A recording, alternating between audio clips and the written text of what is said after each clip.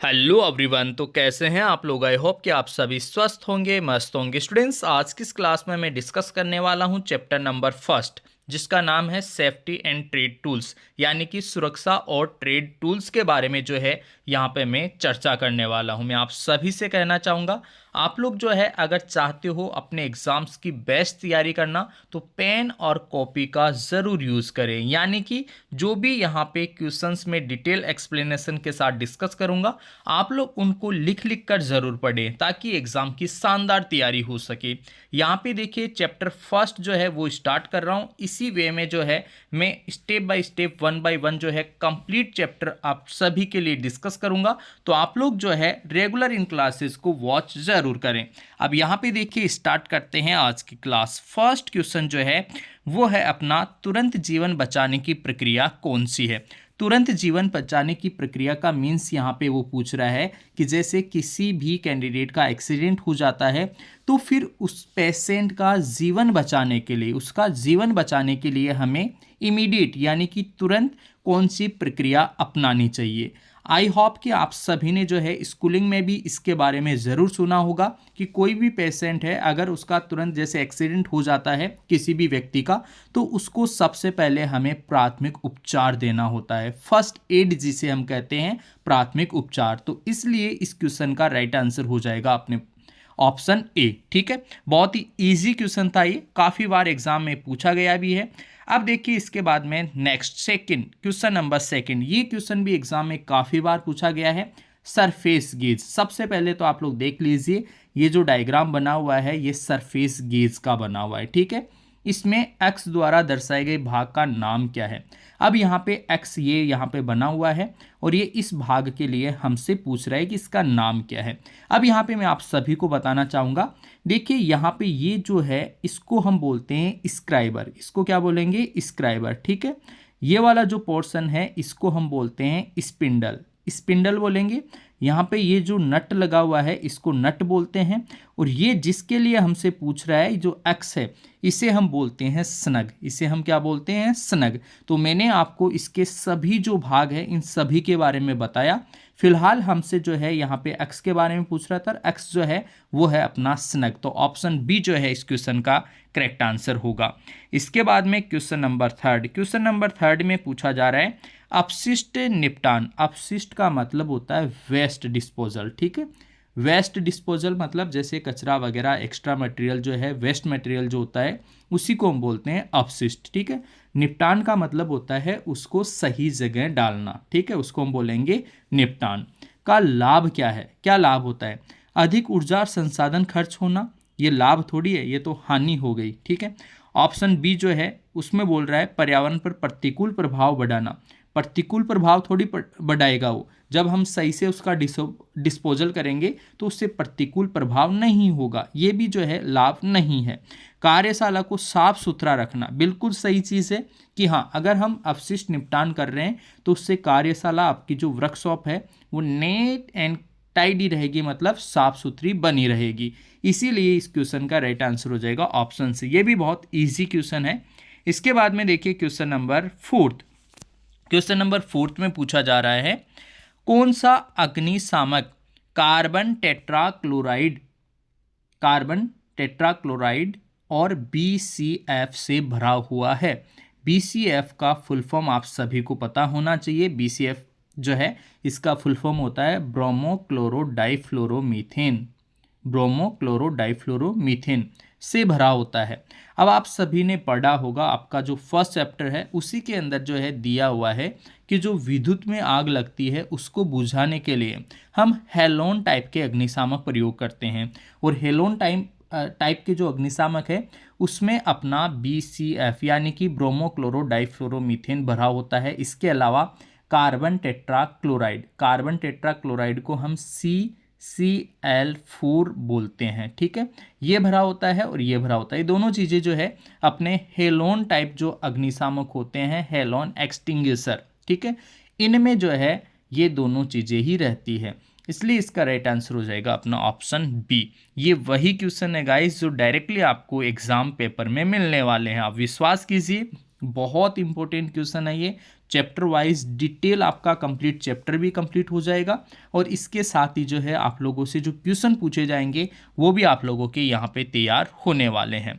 अब इसके बाद में देखिए नेक्स्ट जो क्वेश्चन है, क्वेश्चन नंबर 5, 5S तकनीक। 5S तकनीक, सबसे पहले आप लोगों को पता होना चाहिए कि 5S टेक्निक एक्चुअल में है क्या, इसका फुल फॉर्म क्या होता है। तो 5S में देखिए मैं आप सभी को बताना चाहूँगा, फर्स्ट S का मतलब होता है शॉर्ट, ठीक है। सेकंड का मतलब होता है set in order, set in order, right. इसके बाद में थर्ड जो है उसका मतलब होता है साइन। फोर्थ जो है उसका मतलब होता है स्टैंडर्डाइज, स्टैंडर्डाइज, ठीक है। और इसके बाद में जो फिफ्थ है उसका मतलब होता है सस्टेन, SUSTAIN, सस्टेन। ये होता है 5S टेक्निक। 5S टेक्निक किसी भी इंडस्ट्री, किसी भी उद्योग में अप्लाई की जाती है ताकि वहाँ का जो सिस्टम है, जो बिजनेस है, वो ग्रोथ करे, वो सही से चले, ठीक है, प्रॉपर तरीके से उसमें जो है हमें ग्रोथ देखने को मिले, तो फिर वहाँ पे 5S टेक्निक जो है वो लगाई जाती है। अब क्वेश्चन में क्या पूछ रहा है कि 5S तकनीक का पालन न करने का परिणाम, अगर नहीं करेंगे हम इस टेक्निक का पालन तो क्या होगा। तो क्या होगा, देखो यार, ऑप्शन ए है उत्पादकता बढ़ाना। उत्पादकता नहीं, पालन नहीं करने से थोड़ी बढ़ेगी, पालन करने से उत्पादकता बढ़ती है। कार्यकर्ता दक्षता बढ़ाना, ये भी पालन करने से बढ़ती है, नहीं करने से नहीं बढ़ेगी। स्क्रैप दर कम होना, स्क्रैप मतलब एक तरीके से जो है जो वेस्ट है वो कम होना, तो ये न करने से नहीं बढ़ती है, तो पालन करने से बढ़ती है। पालन न करने का परिणाम जो है ये हमसे पूछा गया है, गंदा कार्यस्थल। यस, बिल्कुल सही है। अगर हम 5S तकनीक का पालन नहीं करेंगे तो जो वर्क प्लेस है, वर्क प्लेस मतलब जहाँ पे कार्य किया जा रहा है, वो कैसा हो जाएगा, गंदा हो जाएगा, गंदा कार्यस्थल बन जाएगा। ऑप्शन डी इस क्वेश्चन का करेक्ट आंसर होगा, ठीक है।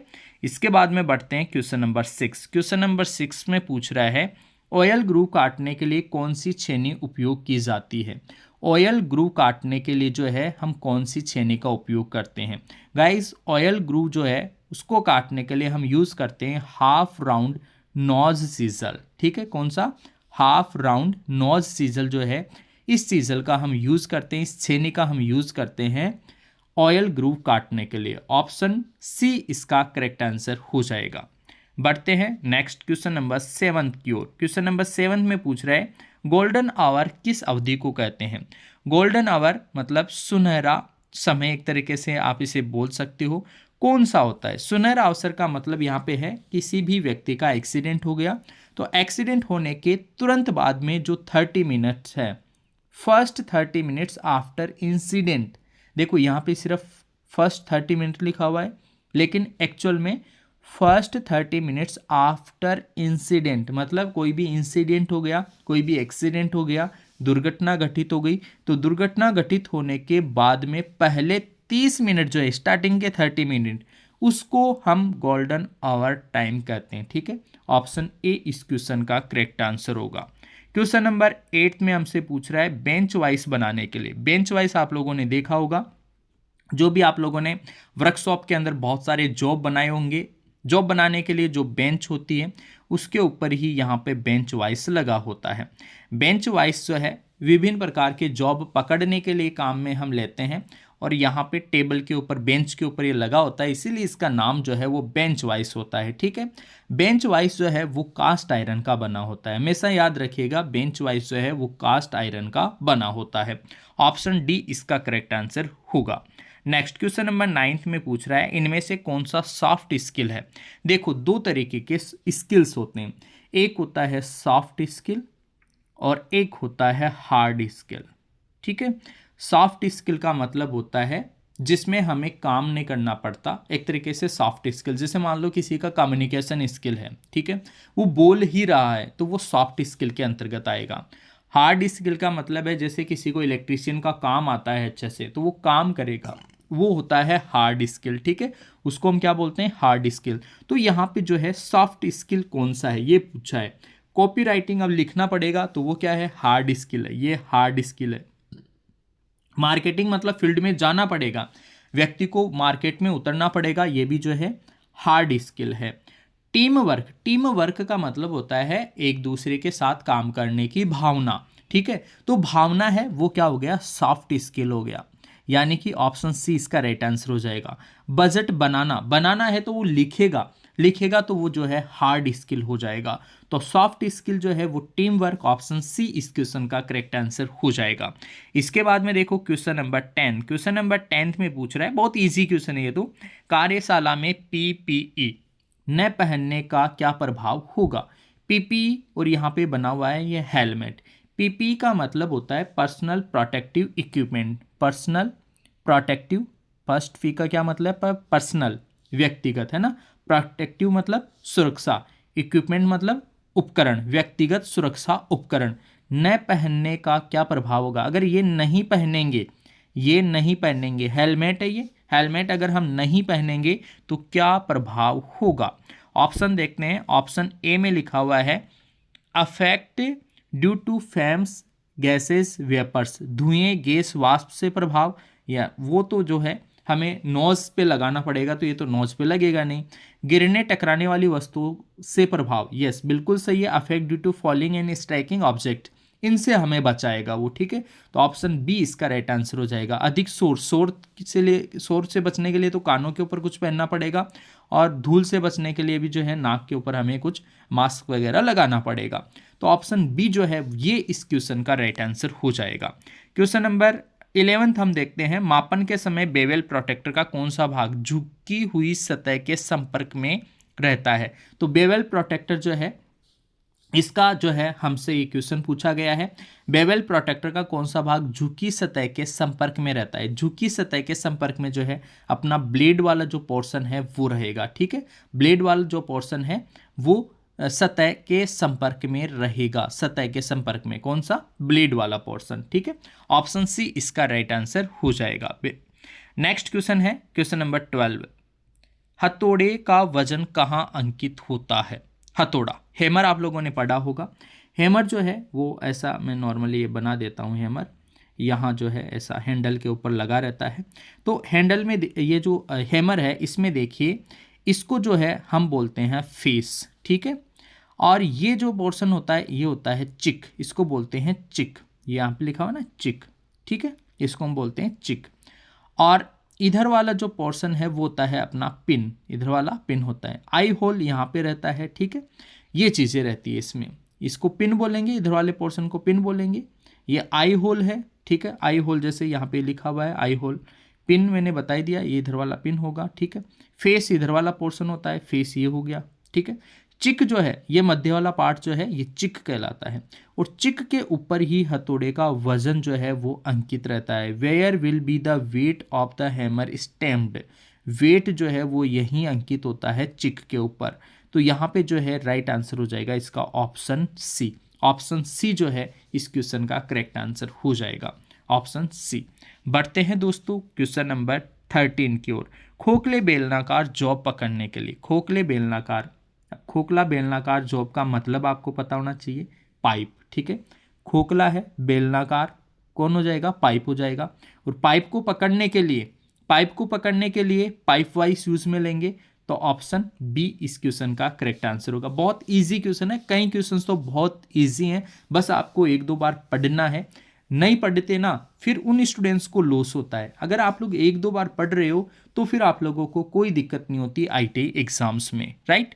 इसके बाद में देखो क्वेश्चन नंबर 14, दिए गए चित्र में क्या है। अब देखो यार यहाँ पे जो है ट्राई स्क्वायर का यूज कर रहा है, और ट्राई स्क्वायर किसका यूज कर रहा है, ट्राई स्क्वायर। देखो इस उपकरण का नाम आप लोगों को पता होना चाहिए सबसे पहले, तो ये है आप लोगों का टी स्क्वायर, या फिर जिसे हम ट्राई स्क्वायर बोलते हैं। ट्राई स्क्वायर क्या करता है, स्क्वायरनेस मापता है। स्क्वायरनेस का मतलब होता है कि समकोणता, कोई वस्तु समकोणों के ऊपर है या नहीं है, ठीक है, उसकी जांच करता है। तो समतलता, समतलता नहीं जांचता भाई। 90 डिग्री रेखा का अंकन कर रहा है क्या, रेखा का अंकन कहाँ कर रहा है, वृक्षपीस को समकोण पर रखना, नहीं, ऐसा कुछ नहीं है। ये समकोणता जांचना, चेक द स्क्वायरनेस, स्क्वायरनेस की जांच कर रहा है। समकोण मतलब बिल्कुल 90 डिग्री पे अपना जॉब बना हुआ, ये जो जॉब है ना इसको जॉब है, ये जॉब बोलेंगे इसको, और ये है आपका टी स्क्वायर, ठीक है। टी स्क्वायर से अपन जांच कर रहे हैं कि इस पे बिल्कुल एग्जैक्टली 90 डिग्री है या नहीं है, समकोण है या नहीं है। तो समकोणता की जांच की जा रही है। ऑप्शन बी इस क्वेश्चन का राइट आंसर होगा। ये भी क्वेश्चन बहुत इजी है।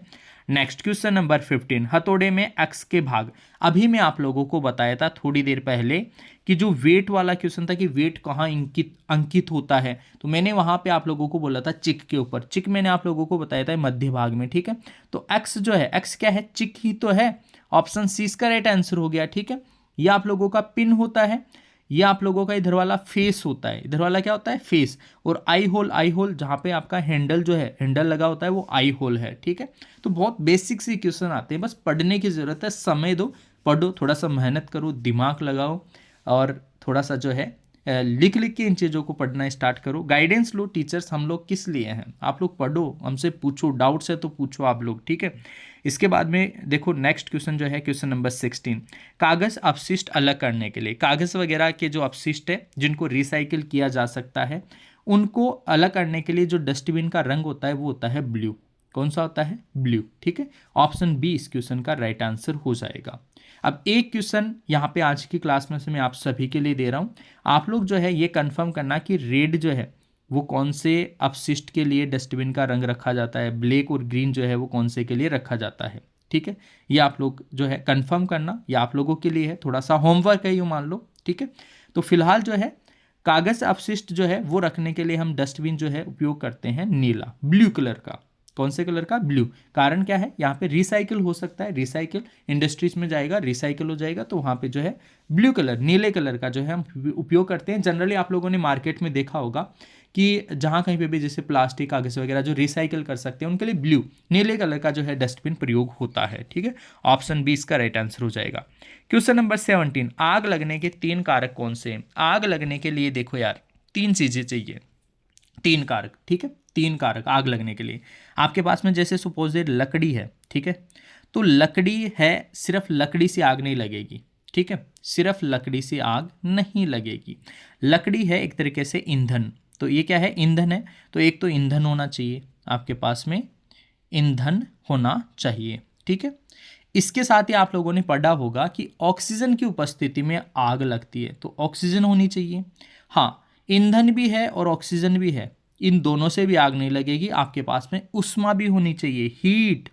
इसको एक तरीके से इसका जो ज्वलनताप है ना, वहाँ तक की उष्मा एक बार इसको देनी पड़ेगी, यानी कि एक बार इसको जलाना पड़ेगा। तो ये तीनों चीज़ें होनी चाहिए। अगर इन तीनों चीज़ों में से आपने जैसे मान लो ऑक्सीजन को भी हटा दिया, तुरंत जो है आग बुझ जाएगी, ठीक है।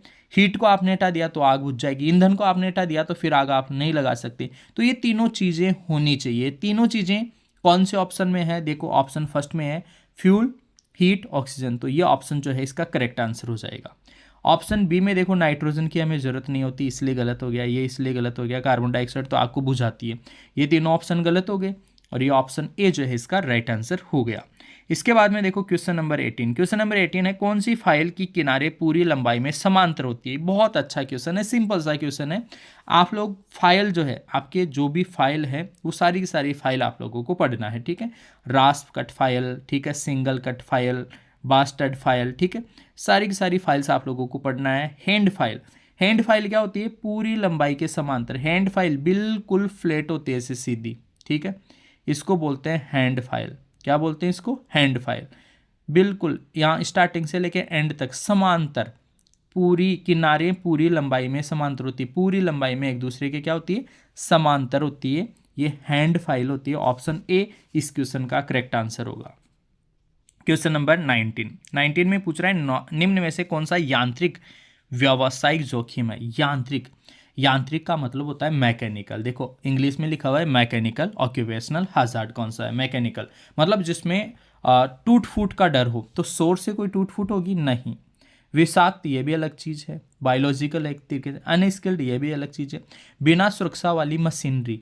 अनगार्डेड, अनगार्डेड मतलब गार्डिंग नहीं की गई, उसकी गार्डिंग नहीं की गई तो मशीन क्या करेगी, इधर उधर हो सकती है, हिल सकती है, ठीक है। उस कंडीशन में यांत्रिक व्यावसायिक जोखिम हो जाएगा, यांत्रिक मैकेनिकल जोखिम होगा, अनगार्डेड मशीनरी है तो। इसलिए ऑप्शन डी इस क्वेश्चन का करेक्ट आंसर हो जाएगा। क्वेश्चन नंबर 20, कार्यस्थल पर दुर्घटना कैसे रोकी जा सकती है? ये तो इजी क्वेश्चन है, कोई भी आप में से बता देगा इसका आंसर। कार्यस्थल पर दुर्घटना जो है उससे हम कैसे बचें, कैसे रोकी जा सकती है? पुरानी तरीके से काम करें? नहीं। अपनी मर्जी से काम करें? नहीं। सुरक्षा उपकरण का उपयोग? ठीक है। नेक्स्ट ऑप्शन है सभी सुरक्षा नियमों का पालन। हाँ देखो, सुरक्षा उपकरण का उपयोग करने से ही हम दुर्घटना नहीं रोक पाएंगे, सभी सुरक्षा नियमों का पालन करना पड़ेगा, तब जाके हमें जो है दुर्घटना से हम बच पाएंगे, दुर्घटना से हम जो है एक तरीके से दुर्घटना होने से रोक पाएंगे। ठीक है, तो इसमें ज़्यादा बेस्ट ऑप्शन जो है वो ऑप्शन डी रहेगा, इसलिए इस क्वेश्चन का राइट आंसर होगा ऑप्शन डी। गाइस कंफर्म कर लेना, ये जो है बिल्कुल बहुत ही इंपॉर्टेंट है, इसमें थोड़ा सा डाउट हो सकते हो आप लोग ऑप्शन सी और ऑप्शन डी देखकर, बट डी ऑप्शन जो है इसका करेक्ट आंसर होगा। ज़्यादा सही ऑप्शन जो है वो ऑप्शन डी रहेगा। तो ऑप्शन डी जो है सभी सुरक्षा नियमों का पालन करके जो है हम किसी भी दुर्घटना को रोक सकते हैं, ऑप्शन डी इसका राइट आंसर होगा।